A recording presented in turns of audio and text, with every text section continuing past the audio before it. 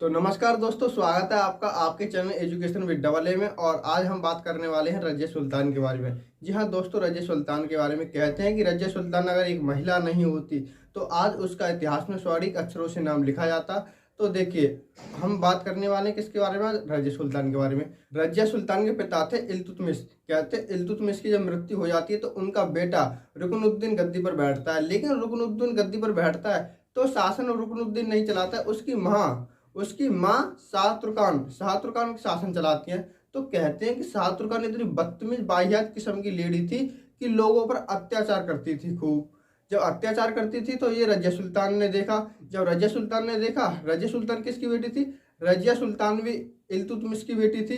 तो रजिया सुल्तान कहते हैं कि लोगों के सामने यानी प्रजा के सामने लाल वस्त्रों में गई और कहा कि देखिए, शाहतुर्कान है, आप पर अत्याचार करती है और आप इसको सहते हैं। मैं इसके खिलाफ खड़ी होना चाहती हूँ, क्या आप मेरा साथ देंगे?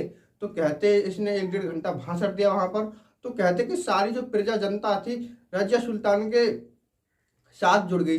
जब रजिया सुल्तान के साथ जुड़ गई तो कहते हैं कि जो प्रजा थी रजिया सुल्तान की, उसने आक्रमण कर दिया किस पर? शाहतुर्कान और उसके बेटे रुकनुद्दीन पर। तो कहते हैं कि शाहतुर्कान को तो बंदी बना लिया और रुकनुद्दीन को मार डाला। जब रुकनुद्दीन को मार डाला तो गद्दी पर कौन बैठती है? आपकी गद्दी पर बैठती है रजिया सुल्तान। जी हाँ दोस्तों, ये रजिया सुल्तान भारत की प्रथम मुस्लिम शासका बनी, यानी तुर्कवी प्रथम पहली महिला शासका बनी। जब गद्दी पर बैठती है तो इसका शासनकाल बताया जाता है कि इसने 3 साल 8 माह शासन किया। और इसी को बोलते हैं कि 1236 से लेकर 1240 तक इसने शासन किया। कहते हैं कि इसका एक प्रेमी था याकूत खां। तो देखिए, याकूत खां कौन था? याकूत खां था अमीर ए आखुर। अमीर ए आखुर क्या होता है कि जो अस्तबल होते हैं, अस्तबल जहाँ पर घोड़े रहते हैं, उनकी देखभाल करता था।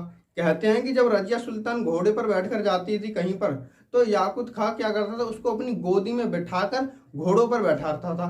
लेकिन कुछ इतिहासकार ये भी मानते हैं कि रजिया सुल्तान कभी घोड़े पर जाती ही नहीं थी, वो तो हमेशा हाथी पर चलती थी।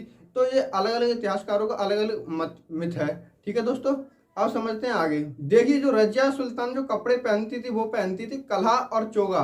कलहा और चोगा क्या होता है? कलहा और चोगा होता है एक तरीका से, मान लीजिए आप सर पर टोपी और कुर्ता, जो कि आपको पीछे वीडियो में दिख रहा होगा, इस तरीके से कपड़ा पहनती थी। और ये रजिया सुल्तान की फोटो है जो मैं दिखा रहा हूँ आपको। अब देखो, रजिया सुल्तान गद्दी पर शासन कर रही है खूब आराम से। तो कहते हैं एक भटिंडा का जो राजा था इल्तुनिया को ये बुरा लगा कि कोई दिल्ली पर इतने बड़े राज्य पर कोई एक महिला शासन करे। तो ये इल्तुनिया को अच्छा नहीं लगा। तो इल्तुनिया ने क्या काम करा कि रजिया को कह दिया कि आप हमसे युद्ध कर लो। तो कहते हैं कि रजिया सुल्तान जब इल्तुनिया से युद्ध करने गई तो उसका जो प्रेमी था याकूत खां भी युद्ध करने गया। तो कहते हैं कि इल्तुनिया ने किसको? याकूत खां को तो मार डाला। और जो इसकी जो रजिया सुल्तान थी, जो रजिया सुल्तान को क्या करा, इसने रजिया सुल्तान को बना लिया बंदी। अब जब रजिया सुल्तान को बंदी बना लिया तो रजिया सुल्तान कहती है, अजी देखो जी, अरे ये लड़ाई दंगा में कहाँ रखो है, लड़ाई दंगा में कस ना रखो, ऐसा कर रहे हैं हम शादी कर लेते हैं। और कहते कि रजिया सुल्तान बहुत ही सुंदर थी। तो अल्तुनिया को मन फिसल गो। अब अल्तुनिया को मन फिसल गो तो माने कही चल ठीक है, हम दोनों शादी कर लेते हैं। तो अल्तुनिया ने और रजिया सुल्तान ने दोनों ने कर ली शादी। अब दोनों ने शादी कर ली तो वो कहते हैं कि चलो अब करेंगे गद्दी पर राज। को कहाँ की गद्दी पर? क्या दिल्ली की गद्दी पर। तो ये दोनों गए दिल्ली। अब दिल्ली गए तो दिल्ली पर जाकर देखते हैं कि वहां पर राज किसका चल रहा है?